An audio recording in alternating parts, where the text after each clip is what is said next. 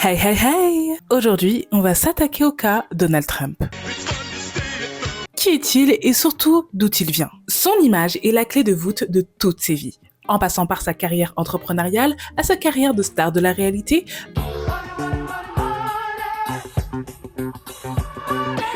à sa carrière de président. Donald Trump n'est pas qu'une personne, c'est surtout une marque, un lifestyle et un mindset. Mais tout ça, d'où ça sort? Parce que comment un clown pareil peut devenir le président de la première puissance mondiale, voire même à ce stade le roi du monde? Il y a un problème dans la matrice là, non? Quoique, ce fait seul prouve que la matrice fonctionne à merveille. Ce criminel a toujours voulu briguer la présidence dès les années 80-90. If you lost your fortune today, what would you do tomorrow? Maybe I'd run for president. I don't know. Après quelques années, il a atteint son objectif. Comme l'a prédit les Simpsons, car ce scénario est digne d'une satire. They say I have the most loyal people. Did you ever see that? Where I could stand in the middle of Fifth Avenue and shoot somebody and I wouldn't lose any voters, okay? It's like incredible. Malgré qu'il soit un criminel, malgré qu'il soit raciste, I am, by the way, the least racist president you've had in a long time, as far as I'm concerned. sexiste, homophobe, islamophobe, xénophobe, tous les mots en phobe, They're eating the dogs, the people that came in. They're eating the cats. malgré qu'il soit profondément dans les Epstein Files. What's the favorite thing you have in common with your father? Either real estate or golf. Donald, with your daughter? Well, I was going to say sex, but I can't relate that. I've said that if Ivanka weren't my daughter, perhaps I'd be dating her. You know. Malgré qu'il ait arnaqué un nombre incalculable de gens. Malgré qu'il soit un peu notre Magali Berda national au final. Car le gars est interdit de gérer une société à New York pendant 3 ans. Malgré qu'il soit condamné pour agression sexuelle et pour fraude. Malgré tout ça, comment l'homme orange, aka la clémentine raciste, aka la limace orange, aka la choucroute méchée orange, aka le fils à papa, aka le Loompa Loompa orange, aka l'homme aux 4095 affaires judiciaires, aka Donald Trump, aka Donald Trump, comment ce gars a réussi un tour de force en passant de bouffon de la cour à roi du monde, non pas une, mais 2 fois. Son secret réside dans son histoire, son origin story. Je suis Tendo et je suis là pour te conter l'histoire de tout ce qui brille. Et orange apparemment. Let's go!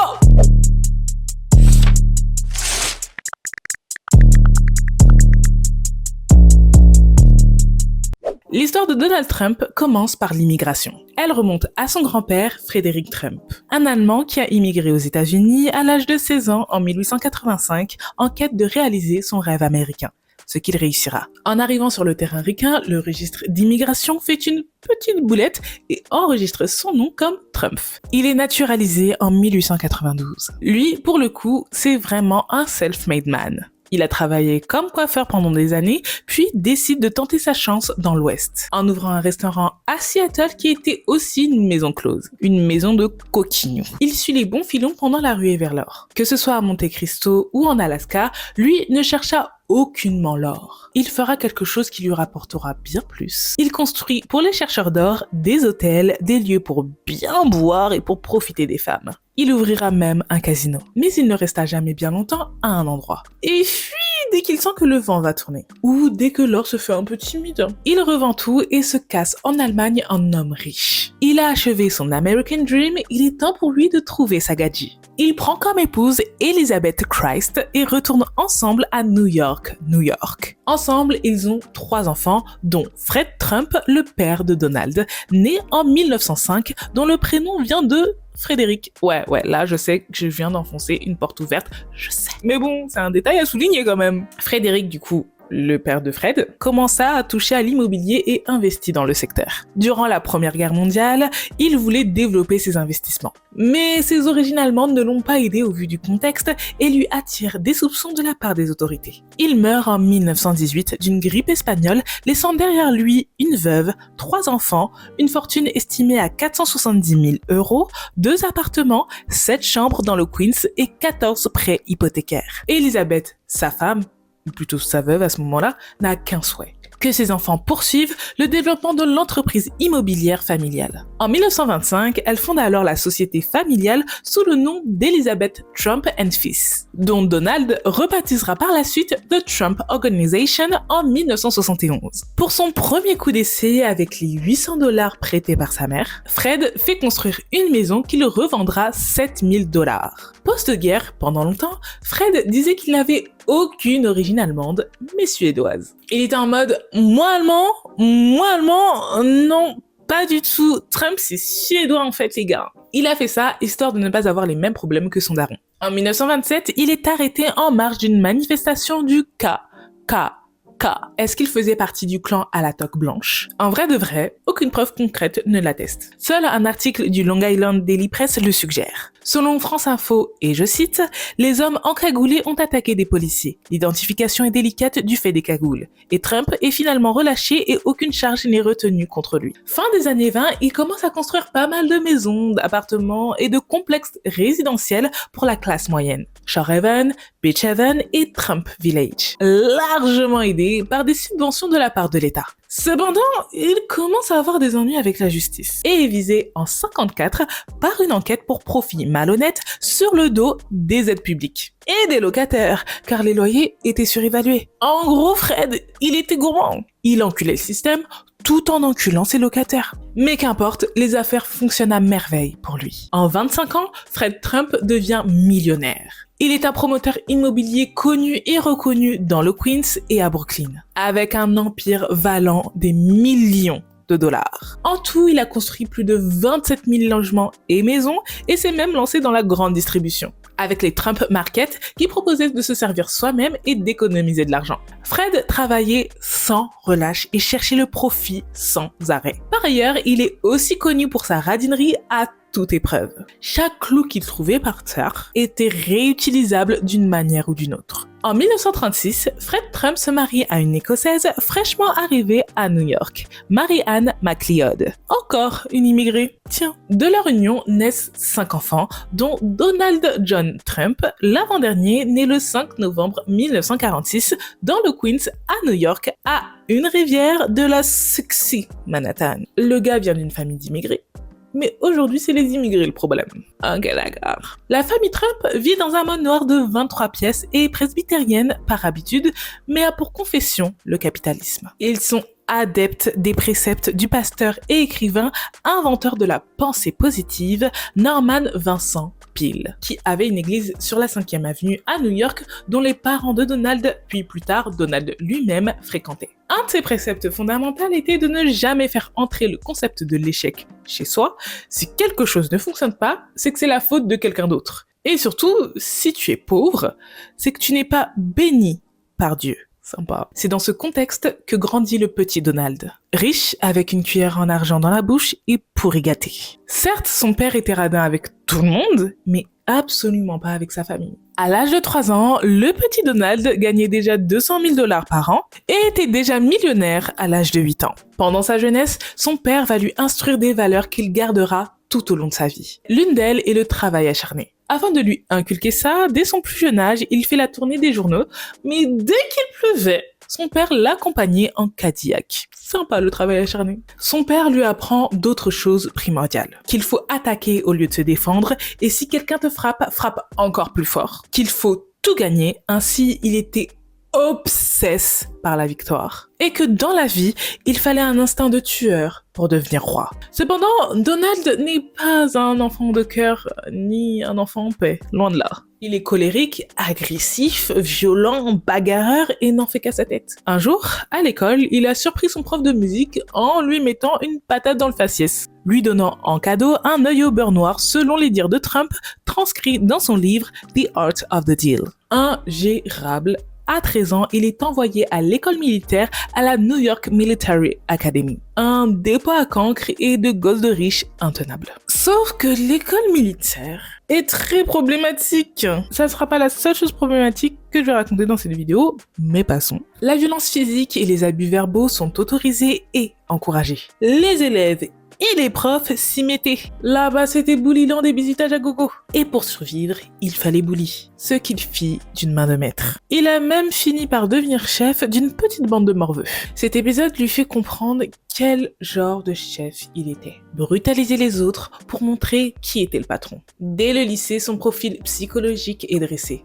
C'est un menteur pathologique. Par exemple, sur la photo de son album de fin d'année de 1964, vu qu'il n'avait pas assez de médailles à son goût, il fait en sorte d'emprunter la veste d'un pote plus récompensé pour se faire prendre en photo avec. Parce qu'avec la veste de son pote, ça give plus. Pendant son temps à l'école militaire, il disait déjà que plus tard, il deviendra célèbre. Le premier rêve de Donald fut de partir à la conquête d'Hollywood. Il rêve depuis toujours de paillettes, de tout ce qui brille et de partir à la conquête des caméras. Il a toujours voulu être réalisateur. Ainsi, après le lycée, il voulait entrer à l'USC ou l'Université de Californie du Sud, une université prestigieuse et privée réputée pour son école de cinéma. Mais il fut rejeté.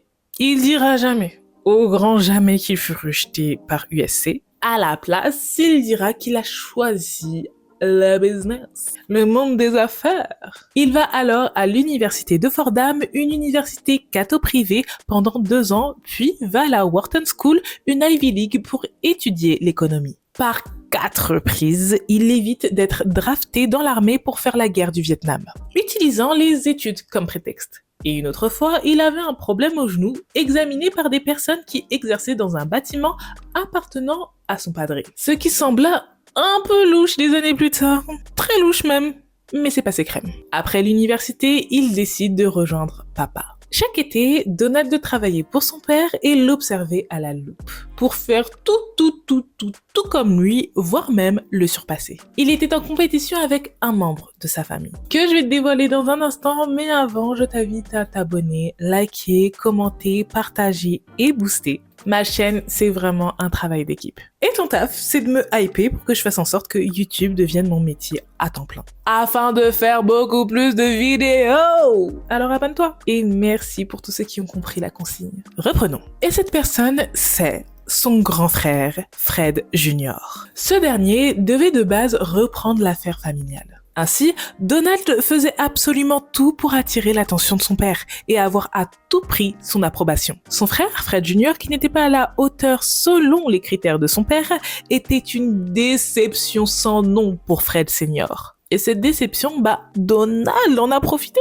Selon le journaliste et écrivain David Say Johnston, quand Donald vit que son frère n'arrivait pas à devenir le petit diable impitoyable et cupide que leur père voulait, il s'est interposé. Et selon Mary Trump, la nièce de Donald Trump, psychologue, doctorante en psychologie clinique et autrice du livre Trop et jamais assez, comment ma famille a créé l'homme le plus dangereux du monde, Fred Trump Sr. incarnait la philosophie du jeu à somme nulle, et parmi ses 5 enfants, il ne pouvait y avoir qu'un seul gagnant. Ce rôle aurait dû être celui de Freddy, son homonyme, mais Fred le trouvait insuffisant. Trop sensible, trop gentil, davantage intéressé par des activités extérieures que par l'empire immobilier dont il était censé hériter. En Donald, Fred trouva une âme sœur, un tueur prêt à tout pour parvenir à ses fins. Son frère a par la suite voulu devenir pilote mais n'y est pas parvenu dû à son alcoolisme. Il a fini gardien dans un immeuble de son père et a succombé à son alcoolisme à 40 ans. D'où vient Donald permet de comprendre le personnage, que dis-je, le mythe qu'il a créé par la suite. Un mirage qu'il incarnera tout au long de sa vie. Un jour, lui âgé de 13 ans et son père sont partis à l'inauguration du pont Verrazano Narrows, reliant Brooklyn et Staten Island. Il a remarqué que le gars qui a designé le pont était dans la foule et personne ne savait qui c'était, vu que son nom était presque nulle part, voire même nulle part. Pas de plaque énorme, ni de mention dans les discours, genre rien, c'est comme s'il n'existait pas. Il en a ainsi tiré la conclusion que c'était la faute du designer d'avoir été ignoré de la sorte. Et là, il a compris qu'il ne voulait pas être pris pour un pigeon. Et les pigeons ne méritent que le mépris. Il ne veut pas être le sucker de n'importe qui. Car si tu n'es pas le centre de l'attention, t'es juste nul. Depuis, il fera en sorte d'apposer son nom absolument partout pour que personne ne l'oublie. et surtout pour harceler les gens avec son blaze. Il a abusé du bail en atteignant un niveau encore jamais atteint. Nous voici dans les années 70. Le voilà aux côtés de son père, apprenant tous les rouages du métier.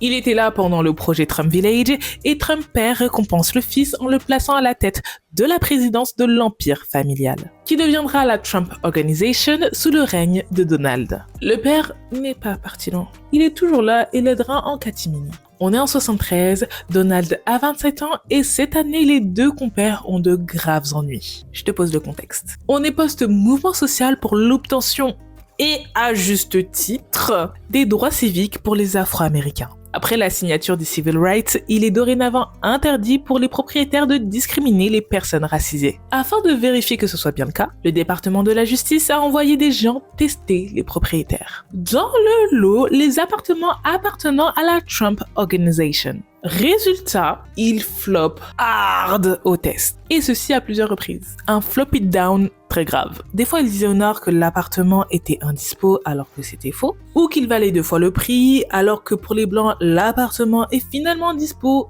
et au prix. Quel hasard! Et là, il n'y a aucun doute, les Trump discriminent. Par conséquent, ils sont visés par une plainte et le gouvernement réclame 100 millions de dollars. Ils font les tours de tous les cabinets d'avocats pour se dépêtrer de cette sombre affaire. Bien mérité. Pas question de flancher, pas question d'assumer. Tous les avocats, j'ai bien dit tous les avocats qu'ils rencontrent, leur disent de ne pas se battre et d'accepter la défaite. Pardon, la quoi? Un mot interdit chez les Trump. Cette affaire sera à l'origine de la rencontre qui changera à tout jamais Donald. Car grâce à cette affaire, il rencontra son père spirituel, son mentor qui l'a fasciné, l'autre homme de sa vie, Roy Cohn. Roy Cohn est une carte maîtresse dans la vie de Donald. C'est un avocat ayant grandi dans une famille aisée avec une père juge et une mère héritière. Il est allé à Columbia et le droit le passionne pour les mauvaises raisons. Roy est tout simplement l'un des avocats les plus véreux et corrompu de l'histoire. Pour te dire, il a même fini radié. C'est le genre d'avocat à falsifier les preuves, frauder, mettre la pression au juge, faire mentir des témoins, faire du chantage et tout le tintouin. Pour lui, tous les moyens étaient bons pour gagner. C'était un homme dur, méchant et rempli de vices. Il faisait la chasse aux gays et aux rouges et qui les communistes, alors que lui-même était secrètement gay, même si tout le monde le savait. Ses clients, des figures de la mafia, des prêtres louches et des milliardaires comme Rupert Murdoch. Par ailleurs, il avait la réputation de prendre des affaires impossibles et de souvent les gagner. Pour lui, il ne veut pas savoir ce que dit la loi, mais qui est le juge. Et ça en dit long sur lui. Ce dernier vivait aux mains de 3 principes clairs. Ne transigez jamais, n'abandonnez jamais, contre-attaquez immédiatement, accusez votre accuseur et peu importe ce qui arrive, peu importe à quel point vous êtes dans la mouise, revendiquez toujours la victoire. Des principes qui deviendront des mantras aux oreilles de son jeune disciple, Donald. Ils se rencontrèrent dans un club mondain nocturne de Manhattan. Donald connaît sa réputation et l'interpelle en lui parlant de l'affaire de discrimination qui le colle au fiac et demande son avis. Roy lui dit, et je cite, « Dites-leur d'aller se faire foutre. Portez l'affaire devant les tribunaux et mettez-les au défi de prouver qu'il y a bien eu discrimination. » De là, Trump est séduit et choisira Roy pour le représenter. En fait, depuis cette rencontre, ils ne se lâcheront plus. Roy prendra bien le temps de lui apprendre tous ces petits trucs et astuces. Ils attaquent en diffamation le gouvernement. Ouais, ils ont le culot. Alors que les preuves contre eux étaient là. Il n'y avait que ça. Normalement, cette affaire aurait dû les faire mettre la clé sous la porte. Mais ce ne fut pas le cas grâce à la ruse de Roy. Selon Vanity Fair, sur ses conseils, il propose un compromis en s'engageant à mettre en place une série de clauses anti-discrimination dans la future charte de leur propriété. Mais conformément aux principes de Cohn, à aucun moment ils n'ont été obligés de reconnaître leur tort. Ils ont réglé l'affaire à l'amiable, par conséquent, il n'y a jamais eu de condamnation. Ils sont sortis indemnes de ce caca. Et le pire, ils disent à tout va qu'ils ont gagné, alors que c'est pas le cas. Ils s'affranchissent de toute morale. Et cette technique deviendra la spécialité de Trump. Est-ce que tu commences à capter? Ok, on continue. Trump a toujours voulu faire partie de la bonne société et du milieu huppé de la sexy Manhattan qu'il a vu que de loin. Il a le goût du luxe dans la bouche et les logements pour la classe moyenne, ce n'est pas assez. La marque Trump doit être synonyme de prestige et de luxe. Et il comprit que c'est pas la classe moyenne qui va l'aider à atteindre son but. Allez hop, direction Manhattan avec en poche un prêt de rien du tout. Kiki d'$1 million de la part de Papounet. Rien en soi. It's not been easy for me. And, you know, I started off in Brooklyn. My father gave me a small loan of $1 million. I came into Manhattan.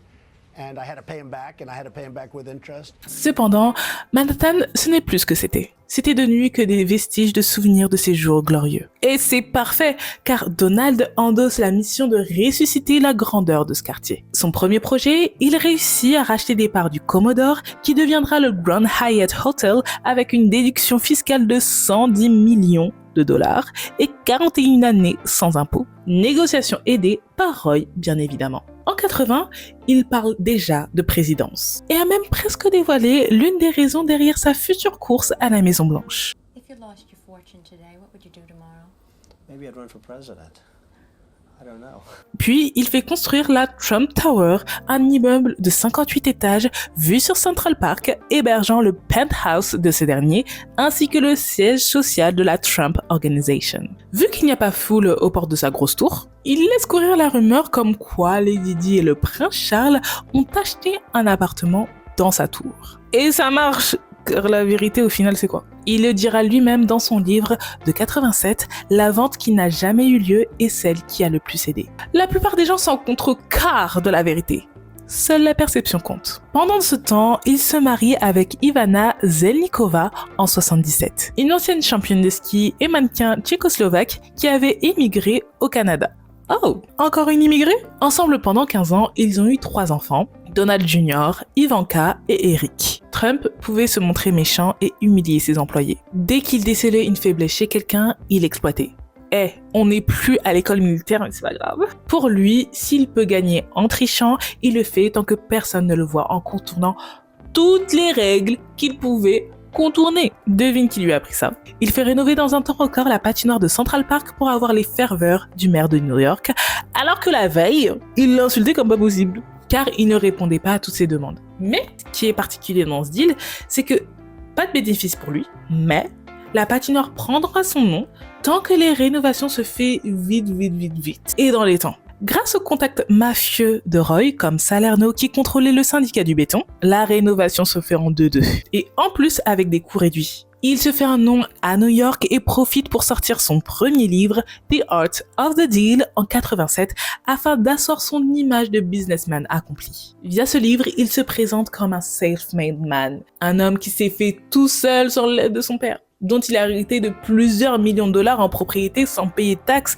via un stratagème de rat, sans l'aide de Roy, ni de la mafia, de banque louche ou même de l'État. Il a réussi seulement et uniquement grâce à lui. C'est un livre écrit à la première personne, dedans c'est un voyou charmeur, bad boy, intelligent et marrant. Certains ont lu ce livre et quand ils l'ont rencontré, ils ont dit ça n'a rien à voir les deux. Les gens aiment et adorent son storytelling. À l'époque, il était rare pour un riche de se vanter de sa richesse et de dire comment il a fait, alors qu'il le dit pas du tout, mais c'est un détail.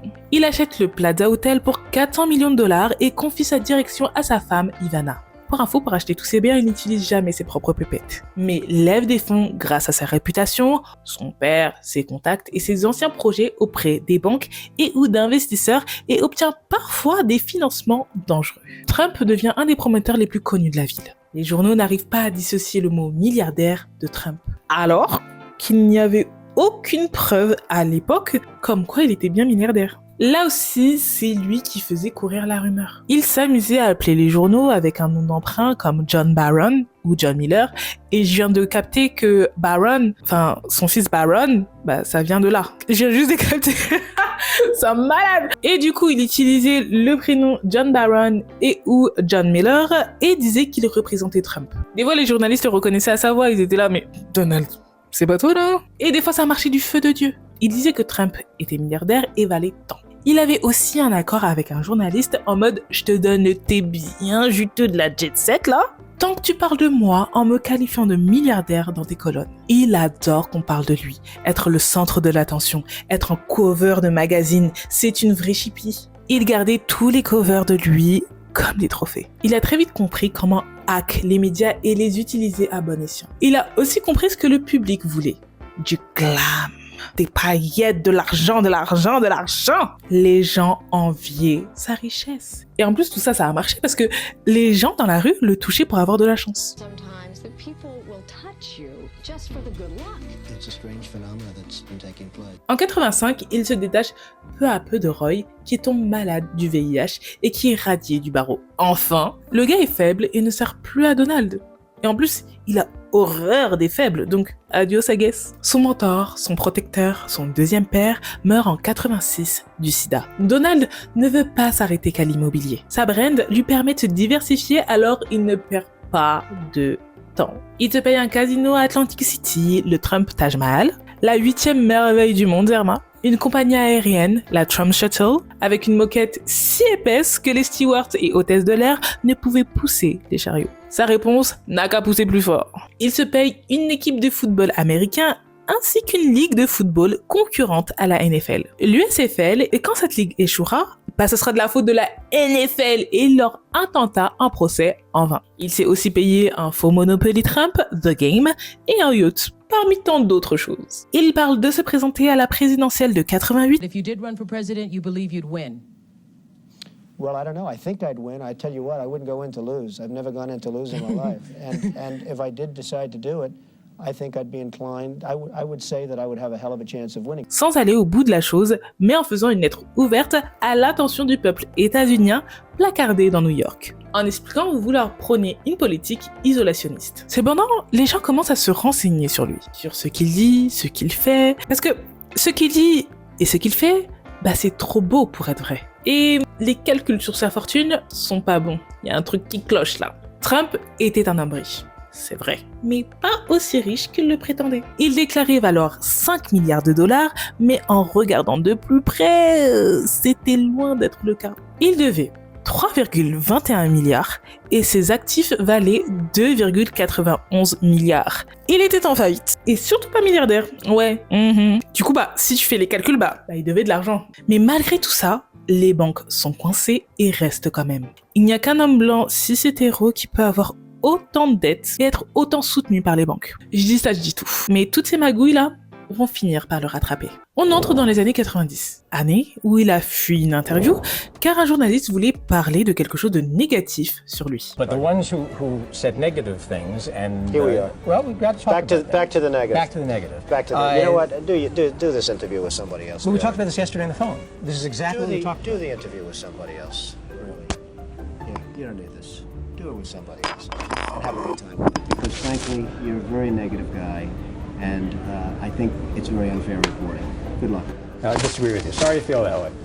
Il détestait les gens qui montrent l'évidence ou parlent mal de lui en face de sa propre personne.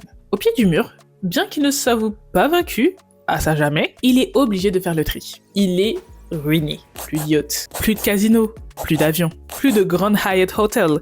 Et tant qu'on y est, plus d'Ivana même. Même elle saute. Et cette dernière récupère le plaza. Il s'affiche au bras de sa maîtresse, la reine de beauté de Georgie, Marla Maples, qui donna naissance à Tiffany. Son divorce est ultra médiatisé et lui joue au troll avec la presse. Car la mauvaise presse est tout de même de la presse. Lors de sa déposition pour le divorce, qu'Ivana a demandé, son ex-femme raconte qu'il l'a sexuellement agressée au cours d'une dispute en 1989, alors qu'ils étaient mariés. Tout en se rétractant par la suite et qualifie cet acte de vie in all, mais pas dans le sens criminel. Elle retira sa déposition en 2015. L'avocat de Donald déclara lui, par définition, on ne peut pas vie in all son épouse.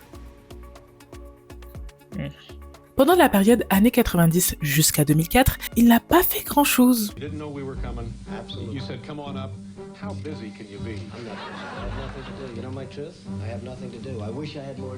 À part faire la fête, côtoyer la jet set, traîner avec Epstein, parler sur tout et n'importe quoi et n'importe qui alors que personne l'a envoyé, juste histoire de faire parler et de faire en sorte qu'il soit encore quelqu'un de pertinent, et ose parler des 5 jeunes garçons noirs et hispaniques qui ont été accusés à tort d'un meurtre qu'ils n'ont jamais commis, la fameuse affaire Central Park 5, pour dire qu'ils méritent la peine capitale. Let's all hate these people because maybe hate is what we need if we're going to get something done. Donald Trump was calling basically for us to be murdered. Et même après qu'ils aient été innocentés, le gars assurent et crient haut et fort qu'ils sont encore coupables. They admitted their guilt.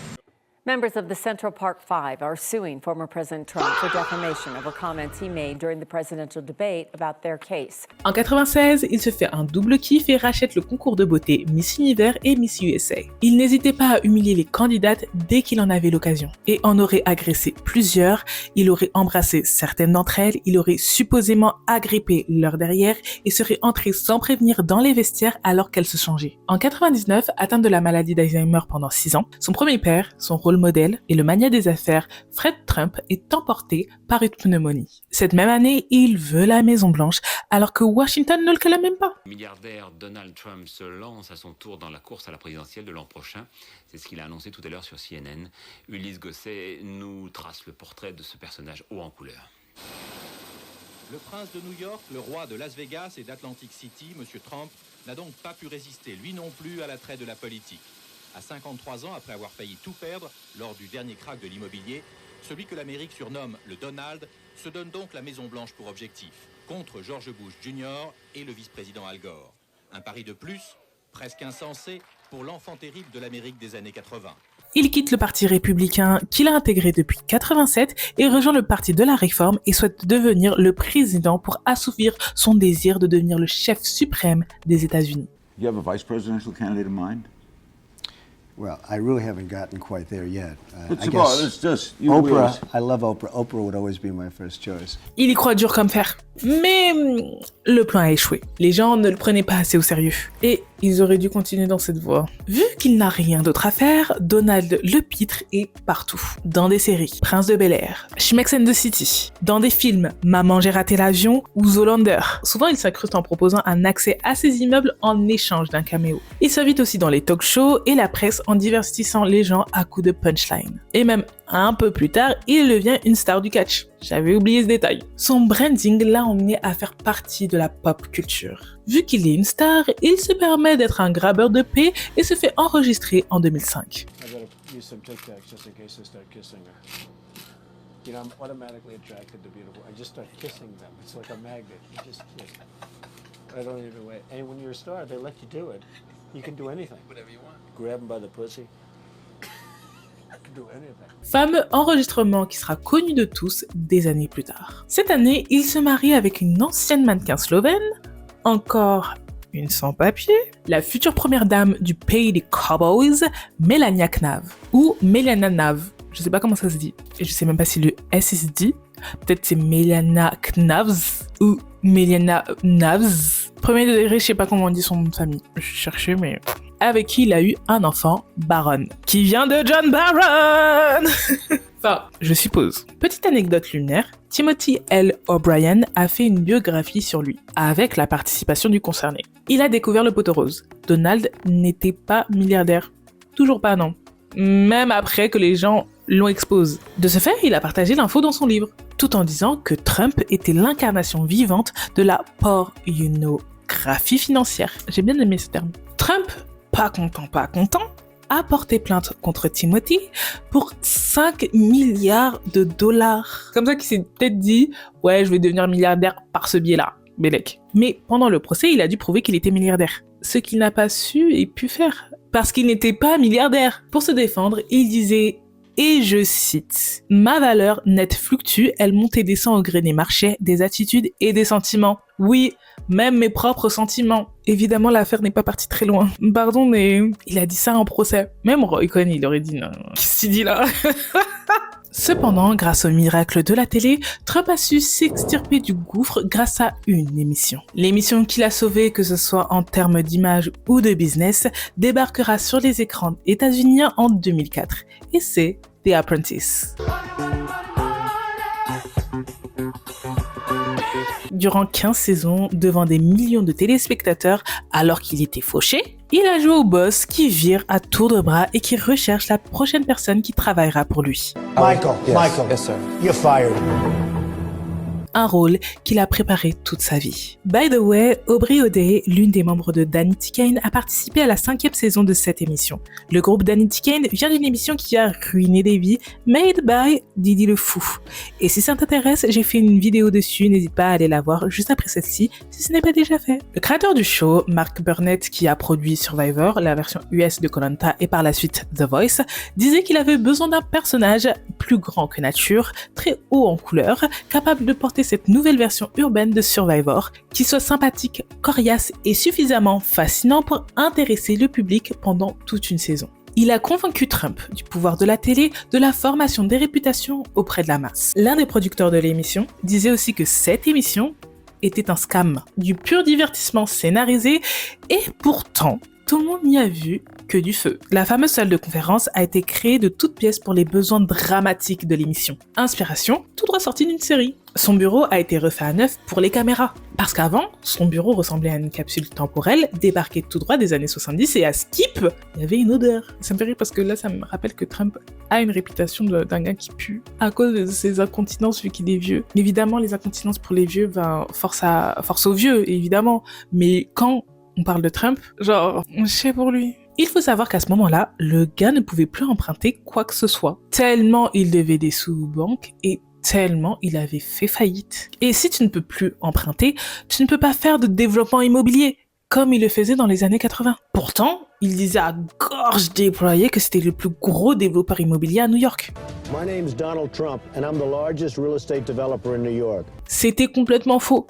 C'était juste le plus brillant. The Apprentice l'a repositionné dans l'imaginaire américain, voire même l'a élevé plus haut que ce qu'il aurait pu imaginer. Ils ont créé quelque chose de mauvais. He really was not a good businessman. Our job is, from a marketing perspective, for the conceit of the show, was to make it seem like he was a legitimate businessman, competent. Le Nord-Américain moyen qui regarde la télé ne connaissait pas grand-chose au milieu immobilier à cette échelle.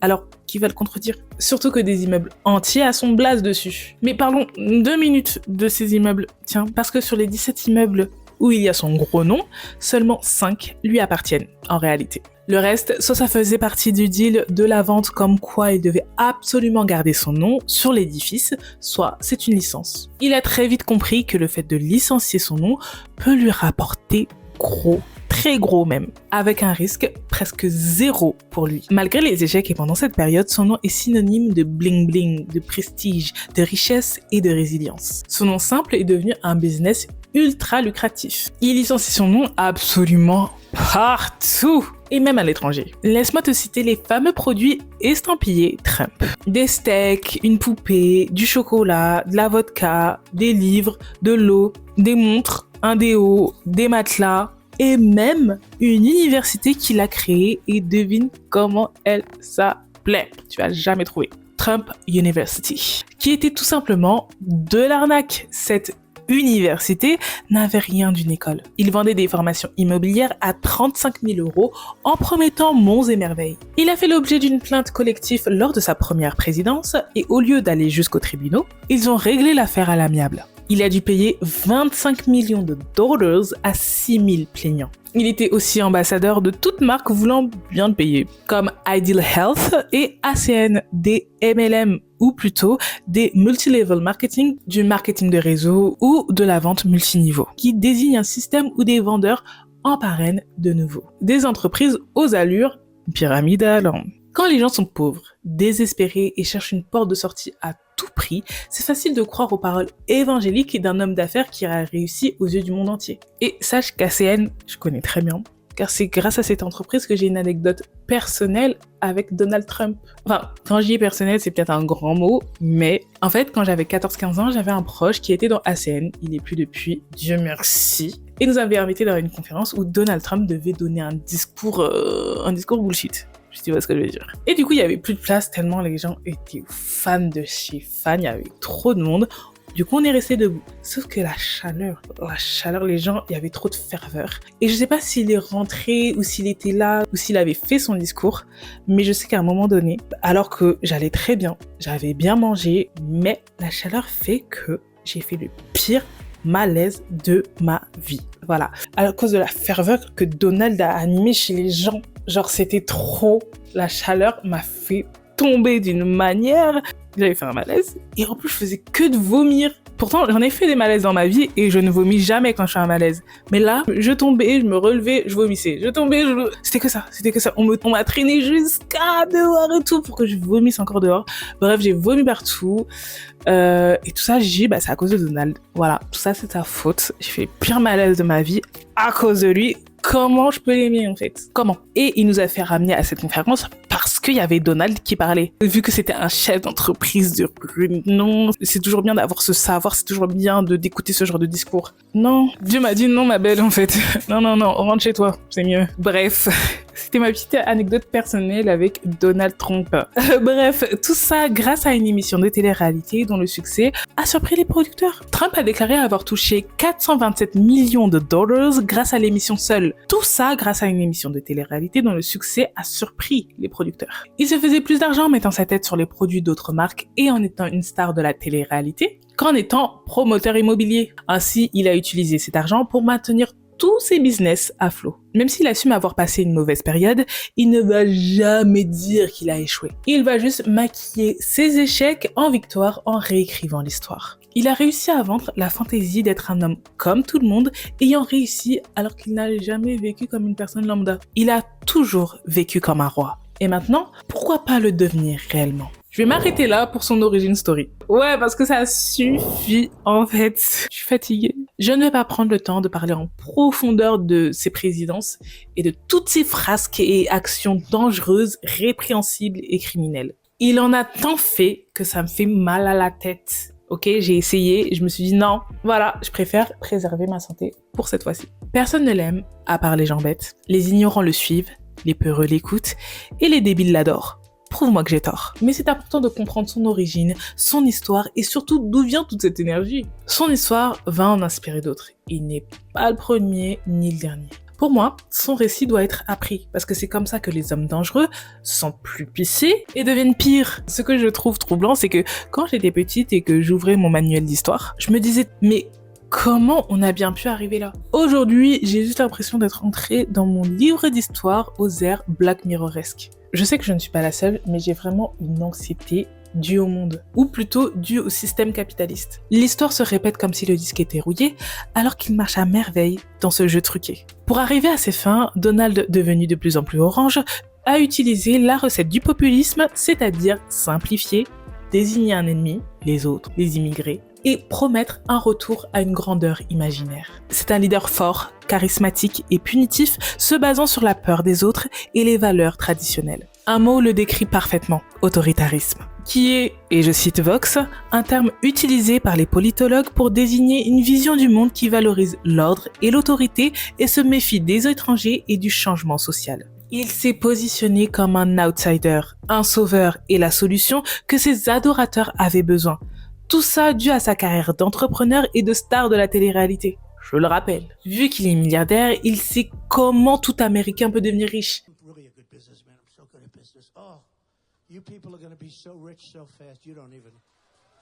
Alors oui, tout le monde peut réussir dans la vie, mais pas dans un système capitaliste. Son parti ressemble plus à un culte qu'autre chose. Il a amassé au passage des millions de loyaux adeptes ou plutôt de fans hardcore qui acceptent tout et n'importe quoi de sa part. They say, I have the most loyal people. Did you ever see that? Where I could stand in the middle of Fifth Avenue and shoot somebody and I wouldn't lose any voters, okay? It's like incredible. Même s'il est condamné pour avoir agressé sexuellement, Elizabeth Jean Carroll est accusée par une vingtaine de femmes de faits de ce genre. Même si c'est un menteur pathologique, malgré son refus d'accepter la défaite face à Biden et son appel à l'assaut du Capitole par ses fidèles, ou plutôt sa tentative de coup d'État, malgré qu'il propage des fake news parce que la vérité n'est qu'un détail, et selon lui, tous les médias qu'il aime pas, c'est eux qui propagent des fake news, malgré qu'ils s'enrichissent bien comme il faut et qu'ils monétisent bien comme il faut la présidence, ou plutôt ses présidences, l'homme orange s'est fait des milliards via ses entreprises parce qu'il est le 45e et le 47e président des États-Unis. Par exemple, sa maison de vacances à Mar-a-Lago est devenue un club privé avec une adhésion qui est passée de $100 000 avant sa présidence, à $1 million en promouvant l'accès à l'homme le plus puissant du monde. Il fait la promotion de Bitcoin, de NFT bidons et autres crypto-monnaies bancales. Malgré qu'il soit raciste et le prouve à maintes fois, il déteste Bad Bunny et tout ce qu'il représente, mais qui n'aime pas Bad Bunny? Le sujet de ma prochaine vidéo, by the way. Il utilise l'immigration comme prétexte pour lâcher sa chienne nommée Ice afin de faire la chasse à toute personne non docile et contre lui. Il utilise les mèmes et l'IA pour distraire à tout prix la populace de faits encore plus choquants et répugnants. L'un de ses nombreux faits, c'est qu'il a kidnappé un président sous les yeux de tout le monde, ça tout le monde l'a vu. On fait tous partie du manuel scolaire là maintenant. On fait tous partie du manuel scolaire de 2030. Et un autre fait, c'est qu'il est profondément dans les Epstein Files et est supposément un amoureux des enfants. Cependant, il ne sera aucunement dérangé pour l'instant. Et tu sais pourquoi? Il a réussi à avoir plus de pouvoir exécutif et a fini par virer toute personne du gouvernement qui était contre lui, qui a voulu le destituer et qui a porté plainte contre lui. Dès qu'il a été réélu, il a dit une seule chose à ces personnes, dehors. Il a mis à la place ses avocats personnels à des postes stratégiques comme au département de la justice. La Pam Bondi là, celle qui est à la tête du ministère de la justice des États-Unis ou du département de la justice, le fameux DOJ, qui a libéré des millions de documents sur l'affaire Epstein dernièrement, en 2020, c'était un des avocats de la limace orange. Du coup, Trump l'a promu en 2025 parce qu'il lui fallait des alliés à des postes particuliers. Il a supprimé et supprime encore des garde-fous, il a tous les droits, tel un roi. Et le peuple dans tout ça. Et ils sont victimes de masse distractions, noyés d'infos en tout genre le concernant, ne sachant pas où mettre de la tête. Par exemple, pour les Epstein Files, ils décident d'envoyer des millions de documents dans le faciès des gens pour noyer l'info par l'info. Une technique de Steve Bannon, un de ses conseillers, mais aussi une technique de Roy Cohn, un de ses pairs. La technique, c'est qu'il jette tellement d'infos qu'on ne peut pas le suivre. Lui, il est passé à autre chose. Are you still talking about Jeffrey Epstein? Se sentant au-dessus des lois. Et j'ai oublié beaucoup de choses parce que je vous ai dit, j'ai pas envie de rentrer dans les détails dans ses présidences. Mais si tu veux te faire plaisir en commentaire, n'hésite pas à me citer quelques dingueries qu'il a fait. Par contre, le pire et le plus navrant dans tout ça, c'est qu'il y aura toujours des gens, beaucoup trop de gens, qui auront le culot de dire qu'il a fait ça de bien pour leur pays, dans le monde, alors que tout ce qu'il a fait de mal dans son pays et dans le monde surpasse l'entendement. Cet être est détestable. Ce qu'il représente est détestable. Il disait d'Epstein, « Je connais Jeff depuis 15 ans. C'est un type formidable. C'est très agréable de passer du temps avec lui. On dit même qu'il aime autant les belles femmes que moi. Et beaucoup d'entre elles sont plutôt jeunes. » Juste l'affaire Epstein aurait dû être la fin de l'aventure pour lui. Juste cette affaire seule. Mais ce gars a tellement de casseroles qu'il est obligé d'avoir l'immunité présidentielle pour échapper à la prison. Et encore. Même Shonda Rhimes n'aurait pas pu imaginer un tel scénario tellement c'est trop. Sur ce, il est temps d'en finir avec cette vidéo. Non, tu trouves pas? On se retrouve en commentaire. Et si t'es arrivé jusque là, sache que je t'adore et les vrais le savent déjà. Des bisous mes amours. Cordialement, Tendo.